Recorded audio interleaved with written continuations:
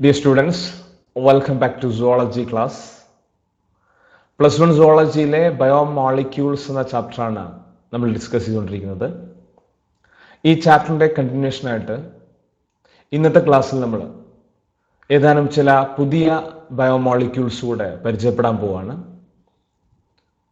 So എല്ലാവർക്കും ഒരിക്കൽ കൂടെ വീഡിയോയിലേക്ക് ഹൃദ്യമായ സ്വാഗതം. ഇന്നത്തെ ഡിസ്കഷൻ്റെ ആദ്യ ഭാഗം നമ്മൾ പരിചയപ്പെടാൻ പോകുന്നത് ഷുഗേഴ്സ് അഥവാ കാർബോഹൈഡ്രേറ്റുകളെ കുറിച്ചാണ്. കാർബൺ, ഹൈഡ്രജൻ, ഓക്സിജൻ ഇവ അടങ്ങിയിരിക്കുന്ന മോളിക്യൂൾസിനെ, ഓർഗാനിക് കോമ്പൗണ്ട്സിനെ വിളിക്കുന്ന പേരാണ് കാർബോഹൈഡ്രേറ്റ്സ് എന്ന്. ഇവയിൽ നമുക്ക് ഷുഗേഴ്സിനെ കുറിച്ച് പരിചയപ്പെടുന്ന സമയത്ത് ഷുഗേഴ്സ് പൊതുവെ സ്വീറ്റ് ആണ്, അതേപോലെ തന്നെ വാട്ടർ സൊല്യൂബിളായ കാർബോഹൈഡ്രേറ്റ്സ് ആണ്. എന്താണ് ഈ ഷുഗേഴ്സിന്റെ പ്രത്യേകത? ഞാൻ നേരത്തെ സൂചിപ്പിച്ചതുപോലെ തന്നെ കാർബണും ഹൈഡ്രജനും ഓക്സിജനും ഉണ്ടാകുന്നു എന്ന് മാത്രമല്ല, ഇവയുടെ റേഷ്യോ അല്ലെങ്കിൽ ഈ എലമെന്റ്സ് തമ്മിലുള്ള അനുപാതം എന്ന് പറയുന്നത് 1:2:1 ആയിരിക്കും. അതായത് കാർബണിന്റെ അനുപാതം എത്രയാണോ അത്ര തന്നെ നമുക്ക് ഓക്സിജന്റെയും അനുപാതം കാണാൻ പറ്റും. അല്ലെങ്കിൽ മറ്റൊരു തരത്തിൽ പറഞ്ഞാൽ ഇവിടെ ഹൈഡ്രജന്റെയും ഓക്സിജന്റെയും അനുപാതം എന്ന് പറയുന്നത് 2:1, അതായത് വാട്ടറിലെ പോലെ H2O എന്ന് പറയുന്നത് പോലെയാണെന്ന് മനസ്സിലാക്കാം. ഓക്കെ, ഇവിടെ ഗ്ലൂക്കോസ്, റൈബോസ് പോലുള്ള എക്സാമ്പിൾസ് ആണ് ഷുഗേഴ്സിന് നമ്മൾ പരിചയപ്പെടാൻ പോകുന്നത്. ദീസ് ആർ സിമ്പിൾ ഷുഗേഴ്സ്, മോണോസാക്രൈഡുകളാണ്. ഓക്കെ, അപ്പോൾ ഈ സിമ്പിൾ ഷുഗേഴ്സ് ആയ ഗ്ലൂക്കോസിലേക്ക് വരുന്ന സമയത്ത്, അതേപോലെ തന്നെ റൈബോസിനെ കുറിച്ച് മനസ്സിലാക്കുന്ന സമയത്ത് അവയുടെ സ്ട്രക്ചർ ഒന്ന് പരിചയപ്പെട്ട് വെക്കേണ്ടതുണ്ട്. ഗ്ലൂക്കോസിന്റെ സ്ട്രക്ചർ നമുക്കറിയാം, C6H12O6 ആണ്. ഇതാണ് ഇതിന്റെ കെമിക്കൽ ഫോർമുല. സ്ട്രക്ചർ വരയ്ക്കുന്ന സമയത്ത് നമുക്കൊരു ഹെക്സഗണൽ ഷേപ്പിൽ വരയ്ക്കാം. ഈ സ്ട്രക്ചർ നമ്മൾ ഓർത്തു വെക്കേണ്ടതുണ്ട്. ടെക്സ്റ്റ് ബുക്കിൽ നൽകിയിരിക്കുന്ന സ്ട്രക്ചറാണ്. അതോടൊപ്പം തന്നെ റൈബോസിന്റെ സ്ട്രക്ചറും, റൈബോസിന് നമുക്ക് കെമിക്കൽ ഫോർമുല C5H10O5 ആണ്. ഒരു പെന്റഗണൽ ഷേപ്പിൽ നമുക്ക് ഈ കോമ്പൗണ്ട് വരച്ചെടുക്കാം. ഇവിടെ രണ്ടിന്റെയും കാര്യത്തിൽ ഞാൻ നേരത്തെ സൂചിപ്പിച്ച 1:2:1 എന്നുള്ള റേഷ്യോ പാലിക്കുന്നതായിട്ട് കാണാൻ പറ്റും. കാരണം കാർബൺ 6 ആകുന്ന സമയത്ത് ഹൈഡ്രജൻ ഇരട്ടി, ഡബിൾ H12, C6H12 എന്ന് വരുന്നു. അതേപോലെ തന്നെ കാർബൺ എത്രയാണോ ഉള്ളത് അത്ര തന്നെ നമുക്ക് ആരെയും കാണാൻ പറ്റുന്നു, ഓക്സിജനെയും കാണാൻ പറ്റുന്നു. അപ്പോൾ കാർബണിന്റെയും ഓക്സിജന്റെയും അനുപാതം ഒരേപോലെ, എന്നാൽ കാർബണിന്റെ അനുപാതത്തിന് മുകളിൽ അല്ലെങ്കിൽ എന്താണ് ഇരട്ടി നമുക്ക് ഹൈഡ്രജൻ കാണാൻ പറ്റുന്നു. ഇതേപോലെ തന്നെയാണ് C5, ഹൈഡ്രജൻ H10 ആയി മാറിയിട്ടുണ്ട്. ദെൻ O5, കാർബണിന്റെ അത്ര തന്നെ ഓക്സിജൻ നമുക്ക് കാണാൻ പറ്റുന്നു. അപ്പോൾ രണ്ടിന്റെയും സ്ട്രക്ചർ ഞാൻ നേരത്തെ പറഞ്ഞു, ഒരു ഹെക്സഗണൽ ഷേപ്പിലും പെന്റഗണൽ ഷേപ്പിലുമാണ് വരയ്ക്കുന്നത്. വരയ്ക്കുന്ന സമയത്ത് ശ്രദ്ധിക്കേണ്ട കാര്യം എന്നുള്ളത്, ഇതൊരു സൈക്ലിക് കോമ്പൗണ്ട് ആയിട്ട് വരയ്ക്കുമ്പോൾ ഇതില് ഒരു ഹെക്സഗണൽ ഷേപ്പ് വരച്ചാൽ തന്നെ നമുക്കറിയാം there will be 6 corners. ഈ 6 കോർണേഴ്സിലും നമുക്ക് ഇവിടെ കാർബണിനെ ഉൾപ്പെടുത്താൻ കഴിയില്ല. പകരം 1 corner is dedicated four oxygen. ഇത് ഗ്ലൂക്കോസിലും കാണാം, അതേപോലെ തന്നെ റൈബോസിലും കാണാം. ബാക്കിയുള്ള എല്ലാ ഭാഗങ്ങളുമാണ് നമ്മൾ, അല്ലെങ്കിൽ എല്ലാ കോർണേഴ്സുമാണ് കാർബണിന് നൽകിയിരിക്കുന്നതായിട്ട് മനസ്സിലാക്കേണ്ടത്. അപ്പൊ അങ്ങനെ വരുന്ന സമയത്ത് ഈ റിങ്ങിനകത്ത് 5 കാർബൺ ആറ്റമേ ഗ്ലൂക്കോസിന്റെ കാര്യത്തിൽ നൽകാൻ പറ്റുള്ളൂ. അതേപോലെ തന്നെ 4 കാർബൺ ആറ്റങ്ങൾ മാത്രമേ റൈബോസിന്റെ കാര്യത്തിൽ നൽകാൻ പറ്റുള്ളൂ. അപ്പൊ നമുക്ക് ഗ്ലൂക്കോസിനെ ഒരു ഹെക്സോസ് എന്ന് പറയാം. എന്താ ഹെക്സോസ് എന്ന് പറഞ്ഞാൽ? A sugar with 6 carbon atom. അതേപോലെ റൈബോസിനെ പെൻഡോസ് എന്ന് പറയാം, A sugar with 5 carbon atoms.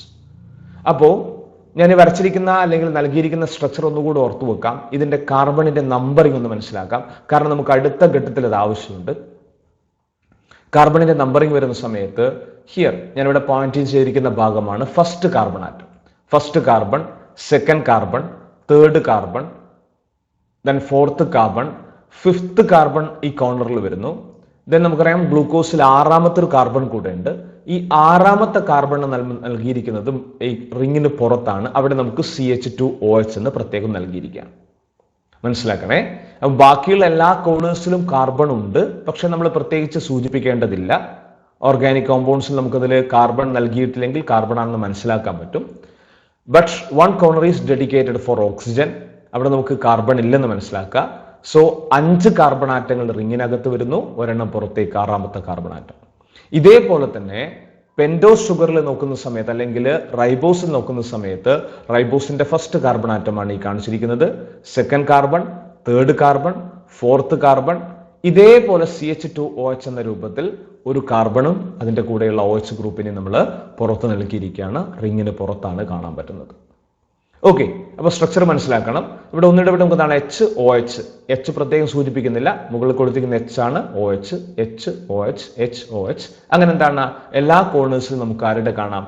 ഹൈഡ്രജന്റെയും അതേപോലെ OH ഗ്രൂപ്പും നമുക്ക് കാണാൻ പറ്റുന്നു. ഇവിടെ ഹൈഡ്രജൻ മാത്രമേ വരുള്ളൂ. അപ്പൊ നമുക്ക് ടോട്ടലി നോക്കുന്ന സമയത്ത് ഇതിലെ എന്താ പറയാ എലമെന്റ്സിന്റെ നമ്പർ എന്ന് പറയുന്നത് അല്ലെങ്കിൽ എന്താണ് അവയുടെ എന്താ പറയാ ഫോർമുല, കെമിക്കൽ ഫോർമുലയുമായിട്ട് ആ സ്ട്രക്ചർ ഒത്തുപോകുന്നതായിട്ട് കാണാൻ പറ്റും. അപ്പൊ ഗ്ലൂക്കോസിന്റെയും റൈബോസിന്റെയും സ്ട്രക്ചർ ക്ലിയർ ആയല്ലോ.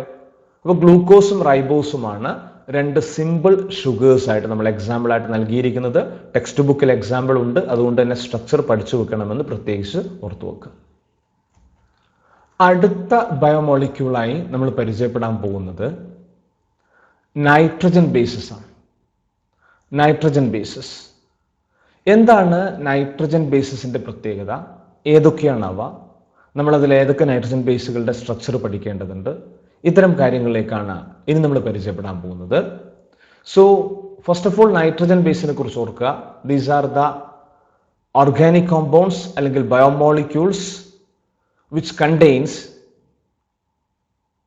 cyclic rings. അപ്പോൾ നൈട്രജൻ കണ്ടെയ്നിങ് സൈക്ലിക് കോമ്പൗണ്ട്സിനെ വിളിക്കുന്ന പേരാണ് nitrogen bases. Normally nitrogen base എവിടെയാണ് കാണാറുള്ളത്? ന്യൂക്ലിക് ആസിഡ്സ് എന്നറിയപ്പെടുന്ന ഡിയോക്സി റൈബോ ന്യൂക്ലിക് ആസിഡും അതേപോലെ തന്നെ റൈബോ ന്യൂക്ലിക് ആസിഡും നിങ്ങൾക്കറിയാം, DNA-യും RNA-യും.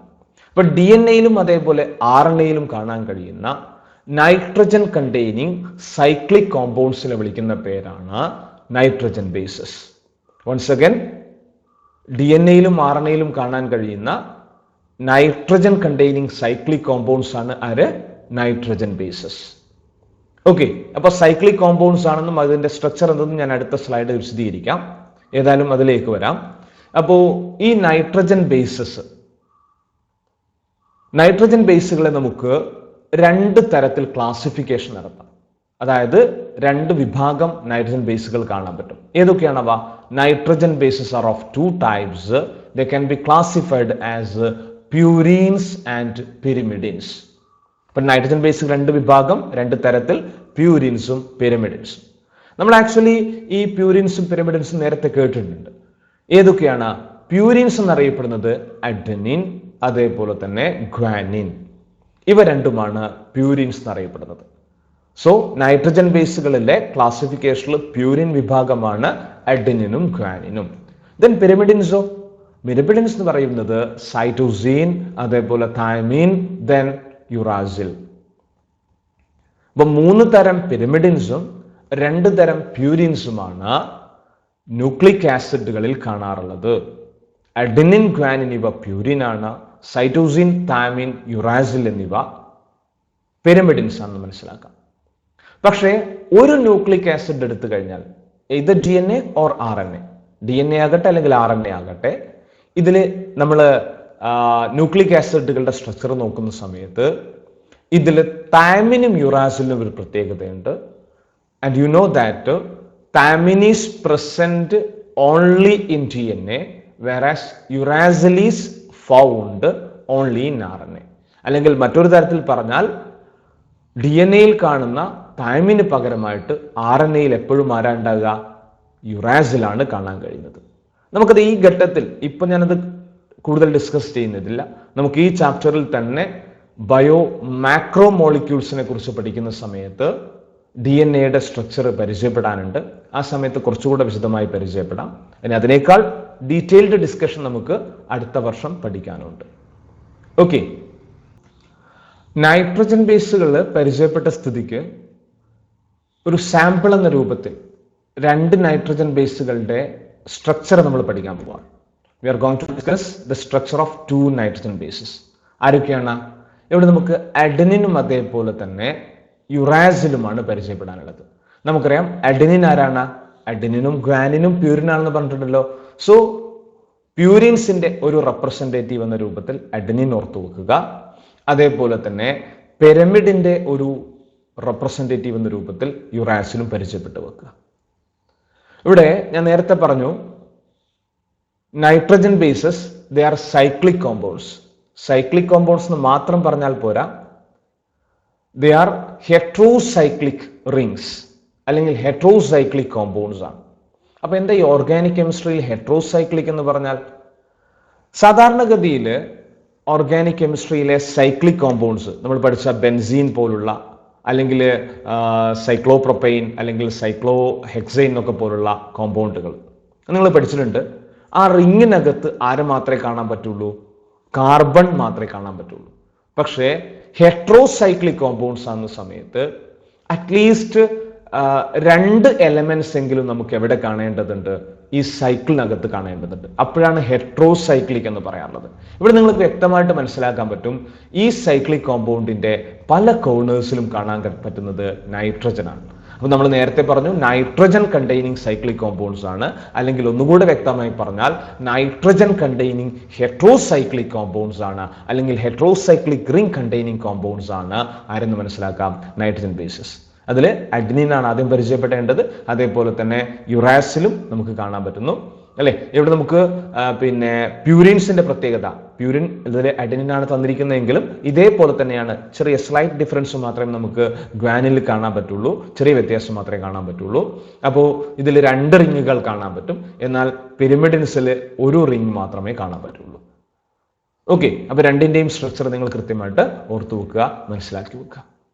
Adenine, uracil. Adenine is an example of purine and uracil is an example of pyrimidine. Okay? അപ്പൊ എന്തുകൊണ്ടാണ് ഇവ ഹെട്രോസൈക്ലിക് റിംഗ്സ് എന്ന് പറഞ്ഞു നമുക്ക് മനസ്സിലായല്ലോ. ഫൈൻ. യഥാർത്ഥത്തിൽ നമ്മൾ നൈട്രജൻ ബേസുകളെ കുറിച്ച് ഡിസ്കസ് ചെയ്തത്, ഈ നൈട്രജൻ ബേസുകൾ എന്നത് ഞാൻ നേരത്തെ പറഞ്ഞു DNA-യിലും അതേപോലെ തന്നെ RNA-യിലും കാണാൻ കഴിയുന്ന അല്ലെങ്കിൽ ന്യൂക്ലിക് ആസിഡുകളിൽ കാണാൻ കഴിയുന്ന പ്രധാനപ്പെട്ട ഒരു കമ്പോണന്റ് ആണ്, പ്രധാനപ്പെട്ട ഒരു പാർട്ടാണ് നൈട്രജൻ ബേസ്. അപ്പൊ അതുകൊണ്ട് തന്നെ നമുക്ക് DNA കുറിച്ചും RNA കുറിച്ചും അടുത്ത ഘട്ടത്തിൽ പഠിക്കാനുണ്ട്, ബയോമാക്രോമോളിക്യൂൾസിൽ പഠിക്കാനുണ്ട്.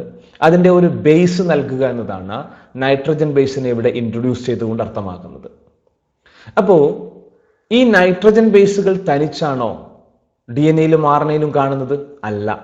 നൈട്രജൻ ബേസുകൾക്കൊപ്പം ഷുഗർ മോളിക്യൂൾ, തൊട്ട് മുമ്പ് നമ്മൾ പഠിച്ചിരിക്കുന്ന പെൻഡോസ് ഷുഗറായ റൈബോസ്, അല്ലെങ്കിൽ അത് ഡിയോക്സി റൈബോസ് ആകാം, എന്നതിലേക്ക് വരാം.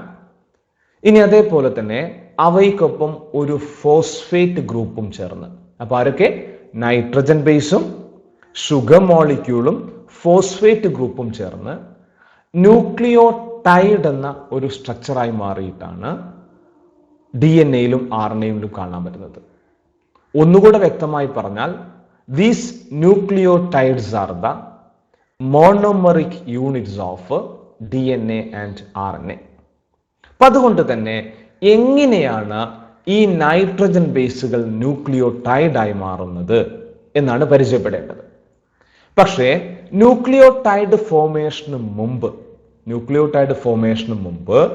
ഈ നൈട്രജൻ ബേസുകളും അതേപോലെ തന്നെ ഷുഗർ മോളിക്യൂളും കൂടി ചേരുന്ന സമയത്ത് ഉണ്ടാക്കുന്ന പുതിയൊരു സ്ട്രക്ചറിനെ വിളിക്കുന്ന പേരാണ് ന്യൂക്ലിയോസൈഡ്. എന്താ പറയാൻ പോകുന്നത്? ന്യൂക്ലിയോസൈഡ്. അപ്പൊ എന്താണ് ന്യൂക്ലിയോസൈഡ് എന്ന് ചോദിച്ചു കഴിഞ്ഞാൽ, these are the compounds formed by linking of nitrogen base with a sugar. Nitrogen ബേസുകൾ ആരുടെ കൂടെ ചേർന്നു? ഷുഗറിനൊപ്പം ചേർന്നു. അപ്പോൾ ഉണ്ടാകുന്ന പുതിയ കോമ്പൗണ്ടിനെ അല്ലെങ്കിൽ പുതിയ മോളിക്യൂളിനെ വിളിക്കുന്ന പേരാണ് nucleoside. So nitrogen base plus sugar is equal to nucleoside. That gives nucleoside. അപ്പൊ സ്വാഭാവികമായും നൈട്രജൻ ബേസ് മാറുന്നതിനനുസരിച്ച് ന്യൂക്ലിയോസൈഡ് മാറാലോ. കാരണം there are different types of nitrogen bases. ആരൊക്കെയാണ് നമ്മൾ പഠിച്ചത്? അഡനിൻ, ഷുഗർ കൂടി ചേരുന്ന സമയത്ത് അതാരായി മാറുന്നു? അഡിനോസിനായി മാറുന്നു.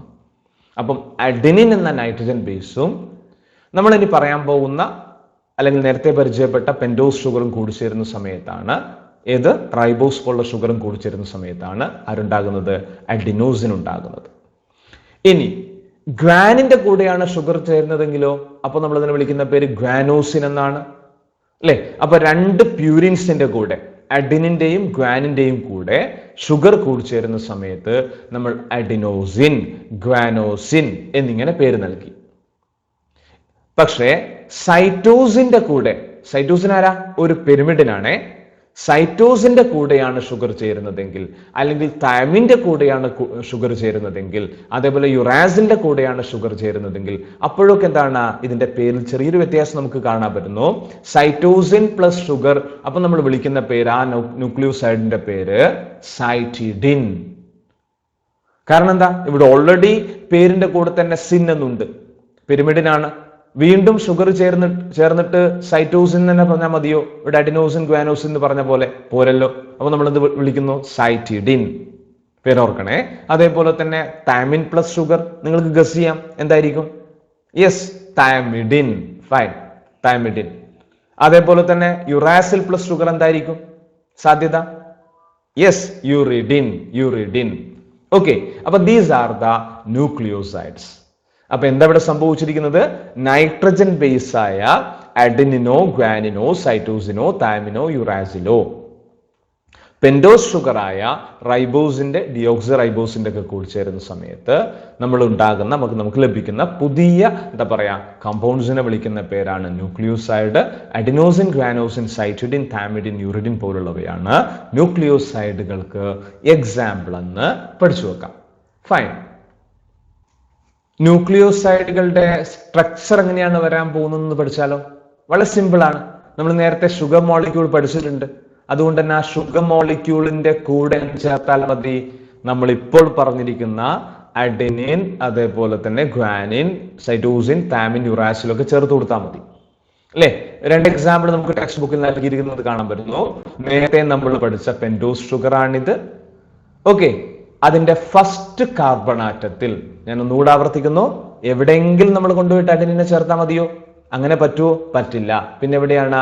Adenine comes to the first carbon atom of pentose sugar. അല്ലെങ്കിൽ നൈട്രജൻ ബേസുകളെ നമ്മൾ എപ്പോഴും പെൻഡോസ് ഷുഗറിന്റെ ഒന്നാമത്തെ കാർബൺ ആറ്റത്തിലാണ് ലിങ്ക് ചെയ്യേണ്ടത്. ഞാൻ ഒന്നുകൂടെ ആവർത്തിക്കുന്നു, പെൻഡോസ് ഷുഗറിന്റെ കൂടെ ഫസ്റ്റ് കാർബൺ ആറ്റത്തിലാണ് നൈട്രജൻ ബേസുകൾ ജോയിൻ ചെയ്യുന്നത്. അങ്ങനെ അഡിനിൻ ജോയിൻ ചെയ്ത് കഴിഞ്ഞാൽ അത് ആരായി മാറുന്നു? Adenosine. So adenine is combined with sugar to form adenosine.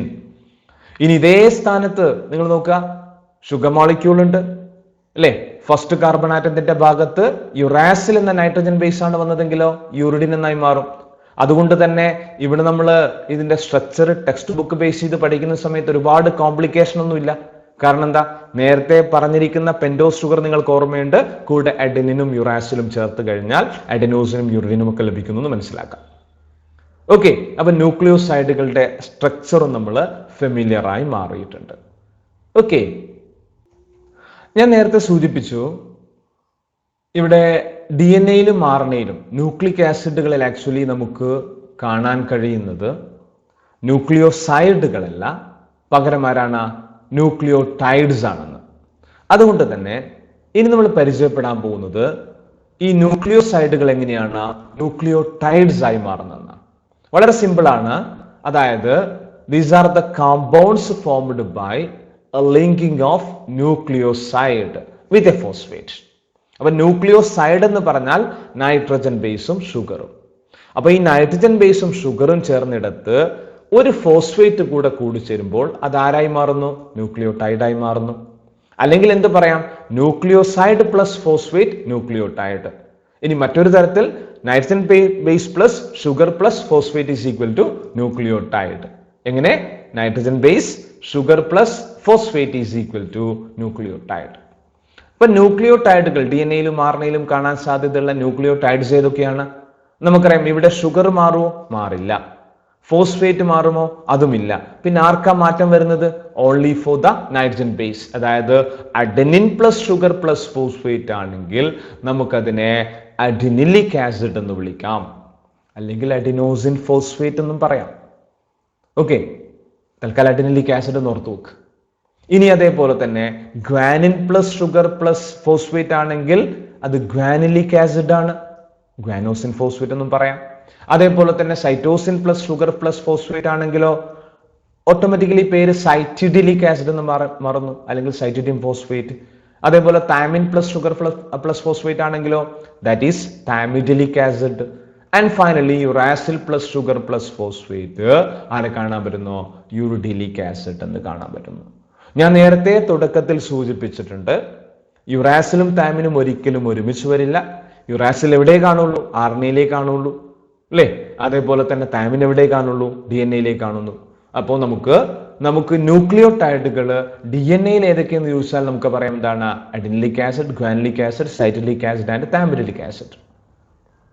അതേപോലെ തന്നെ അത് RNA ഏതൊക്കെയെന്ന് ചോദിച്ചാൽ താമിഡിലിക് ആസിഡ് ഉണ്ടാവില്ല, ബാക്കി മൂന്നും സെയിം ആയിരിക്കും. കൂടെ ആര് വരുന്നു? യൂറിഡിലിക് ആസിഡ് വരുന്നു പറയാം. ഓക്കെ, അപ്പൊ ഇവയാണ് നമ്മൾ മനസ്സിലാക്കേണ്ടിയിരിക്കുന്ന ന്യൂക്ലിയോടൈഡ്സ്.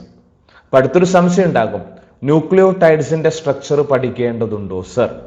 അല്ലെ, പലപ്പോഴും കുട്ടികൾ ചോദിക്കുന്ന സംശയമാണ്, ഈ സ്ട്രക്ചർ ഒക്കെ പഠിച്ചു വെക്കേണ്ടതുണ്ടോ? അവിടെ നമുക്ക് പറയാനുള്ള കാര്യം എന്ന് പറയുന്നത്, ടെക്സ്റ്റ് ബുക്കിൽ നമുക്ക് വ്യക്തമായിട്ട് ആരുടെ സ്ട്രക്ചർ നൽകിയിട്ടുണ്ട്? അല്ലെ, നമുക്ക് മനസ്സിലാക്കാൻ പറ്റുന്ന ന്യൂക്ലിയോടൈഡുകളുടെ സ്ട്രക്ചറിൽ അഡിനിലിക് ആസിഡിന്റെ സ്ട്രക്ചർ ടെക്സ്റ്റ് ബുക്ക് നൽകിയിട്ടുണ്ട്. സോ മറന്നു പോകരുത്, അഡിനിലിക് ആസിഡ് പഠിച്ചു വെക്കാം. അല്ലെ, ബുദ്ധിമുട്ടാണോ? ഒരിക്കലുമില്ല. കാരണം എന്താ? നേരത്തെ പഠിച്ച sugar molecule ribose is there. Then adenine first carbon ആറ്റവുമായിട്ട് ജോയിൻ ചെയ്യുമെന്ന് ഞാൻ പറഞ്ഞു, അല്ലെ? യഥാർത്ഥത്തിൽ റൈബോസിന്റെ കൂടെ ഇവിടെ CH2OH ആണ് ഉണ്ടായിരുന്നത്. അത് നമ്മൾ ആർക്ക് വഴിമാറി കൊടുത്തു? ഒരു ഫോസ്ഫേറ്റ് ഗ്രൂപ്പിന് വഴിമാറി കൊടുത്തു, അല്ലെ? ഫോസ്ഫേറ്റ് ഗ്രൂപ്പിന് വഴിമാറി കൊടുത്തു. അങ്ങനെ വരുന്ന സമയത്ത് നമുക്ക് എന്ത് കാണാൻ പറ്റുന്നു? അഡിനിലിക് ആസിഡിന്റെ സ്ട്രക്ചർ ഇതുപോലെ എന്ന് കാണാൻ പറ്റും. ഓക്കെ, അപ്പോ sugar plus adenine plus phosphate, adenine sugar phosphate. അപ്പൊ നമുക്ക് ലഭിക്കുന്ന സ്ട്രക്ചർ ആണ് അഡിനിലിക് ആസിഡ് എന്ന് ഓർത്തു വെക്കുക. ഓക്കെ, പിന്നത്തെ ഡിസ്കഷൻ അവസാനിപ്പിക്കുന്ന സമയത്ത് ഞാൻ ഒരുപാട് കാര്യങ്ങൾ ഇന്ന് പറഞ്ഞു പോകുന്നില്ല. നമ്മൾ ഈ ഒരു കാര്യം നേരത്തെ പറഞ്ഞ അതിന്റെ റിപ്പീറ്റേഷൻ ഒന്ന് ഓർത്തു വെക്കുക. അതായത് ന്യൂക്ലിയോടൈഡ്സ് എന്ന് പറഞ്ഞാൽ അവരാണ്, അല്ലെങ്കിൽ ന്യൂക്ലിയോടൈഡ് മാത്രമല്ല നൈട്രജൻ ബേസ് തന്നെ ആരാണ്? ഹെട്രോസൈക്ലിക് കോമ്പൗണ്ട്സ് ആണ്. എന്തുകൊണ്ടാണ് അങ്ങനെ പേര് പറഞ്ഞെന്ന് ഞാൻ സൂചിപ്പിച്ചു, അല്ലേ? ആ സൈക്ലിക് അല്ലെങ്കിൽ ആ റിങ്ങിനകത്ത് കാർബൺ അല്ലാത്ത മറ്റ് എലമെന്റ്സും കാണുന്നതുകൊണ്ടാണ് ഹെട്രോസൈക്ലിക് എന്ന് പേര് വിളിച്ചത്. ന്യൂക്ലിക് ആസിഡ്സ് എന്ന് പറയുമ്പോൾ ഞാൻ തുടക്കത്തിൽ പറഞ്ഞ കാര്യമാണ്, DNAയും RNAയും ഇവ രണ്ടും ന്യൂക്ലിയോടൈഡുകൾ കൂടി ചേർന്നിട്ടാണ് ഉണ്ടാകുന്നത്. അപ്പോൾ നമുക്ക് എങ്ങനെ മനസ്സിലാക്കാം? Nucleotide one after the other കൂടി ചേർന്നിട്ടാണ്, അല്ലേ, ഇവിടെ നമുക്ക് DNA ഫോം ചെയ്യുന്നത്.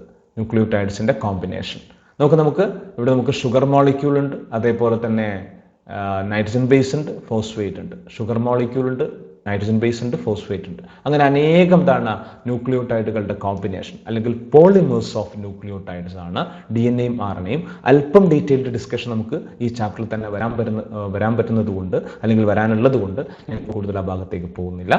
ഓക്കെ, ഞാൻ ഓൾറെഡി പറഞ്ഞു കഴിഞ്ഞു, ഇന്ന് നമ്മൾ ഒരുപാട് കൂടുതൽ ഡീറ്റെയിൽഡ് ഡിസ്കഷൻ പോകുന്നില്ല. നമ്മൾ ആക്ച്വലി ഷുഗേഴ്സ്, റൈബോസിന്റെയും അതേപോലെ ഗ്ലൂക്കോസിന്റെയും സ്ട്രക്ചർ വെച്ചുകൊണ്ടാണ് തുടങ്ങിയത്. ശേഷം നൈട്രജൻ ബേസുകളും, ഈ നൈട്രജൻ ബേസിനൊപ്പം ഷുഗർ മോളിക്യൂൾ വരുന്ന സമയത്ത് ഉണ്ടാകുന്ന ന്യൂക്ലിയോസൈഡ്സും, അവയ്ക്കൊപ്പം ഫോസ്ഫേറ്റ് കൂടെ വരികയാണെങ്കിൽ ഉണ്ടാകുന്ന ന്യൂക്ലിയോടൈഡ്സും, ഇവയാണ് നമ്മൾ പ്രധാനപ്പെട്ട ഡിസ്കഷൻ ഉണ്ടായിരുന്നത്. ഇന്നത്തെ ഒരു ബോണസ് എന്ന രൂപത്തിൽ എനിക്ക് നിങ്ങൾക്ക് നൽകാനുള്ളത്, ഞാൻ നേരത്തെ സൂചിപ്പിച്ചു, ചാപ്റ്റർ പരിചയപ്പെടുത്തുന്ന സമയത്ത് പൊതുവേ കുട്ടികൾക്കുണ്ടാകുന്ന സംശയം, നമ്മുടെ PPTയിലൂടെ അല്ലെങ്കിൽ പ്രസന്റേഷനിലൂടെ പോകുന്ന സമയത്ത് ഒരുപാട് സ്ട്രക്ചേഴ്സ് ഒക്കെ ഇങ്ങനെ മിന്നി മറിഞ്ഞു പോകുന്നുണ്ടാകും. ഇതൊക്കെ പഠിച്ചു വെക്കേണ്ടതുണ്ടോ സർ എന്നുള്ള ചോദ്യം വരാറുണ്ട്. അതിനെനിക്ക് എൻ്റെ പ്രിയപ്പെട്ട മക്കളോട് പറയാനുള്ളത്, നിങ്ങൾ കൃത്യമായിട്ട് ടെക്സ്റ്റ് ബുക്കിൽ നൽകിയിരിക്കുന്ന, ടെക്സ്റ്റ് ബുക്കുമായിട്ട് നമുക്ക് ബന്ധം വേണം, ടെക്സ്റ്റ് ബുക്ക് NCERT ടെക്സ്റ്റ് ബുക്കിൽ നൽകിയിരിക്കുന്ന സ്ട്രക്ചേഴ്സ് ഏതൊക്കെയുണ്ടോ ആ സ്ട്രക്ചേഴ്സ് കൃത്യമായിട്ട് മനസ്സിലാക്കി വെക്കുക.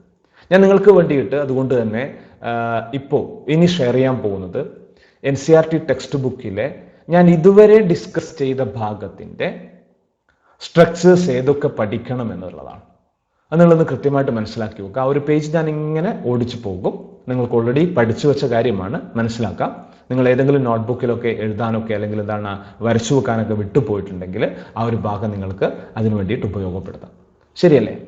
ഓക്കെ, ഇതാണ് ഞാൻ നിങ്ങളോട് പറഞ്ഞ NCERT ടെക്സ്റ്റ് ബുക്കിലെ നമ്മൾ പഠിച്ചു വെക്കേണ്ട ഇതുവരെ പറഞ്ഞ ഭാഗങ്ങളുമായി ബന്ധപ്പെട്ട സ്ട്രക്ചേഴ്സ് ഉൾപ്പെടുന്ന page number 146, sorry page number 145. ഈ പേജ് നമ്പർ 145 നോക്കുക. നമ്മൾ തുടക്കം മുതലേ ഞാനൊന്ന് സൂം ചെയ്യാം നിങ്ങൾക്ക് വ്യക്തതയ്ക്ക് വേണ്ടിയിട്ട്, കുറച്ചുകൂടെ കാണാൻ വേണ്ടിയിട്ട്. Yes, fine. 145, പേജ് നമ്പർ 145 നേരത്തെ നമ്മൾ ഇന്ന് പഠിച്ച ഷുഗർ മോളിക്യൂൾസ്, ഗ്ലൂക്കോസും അതേപോലെ റൈബോസും അവിടെ ഉണ്ട്.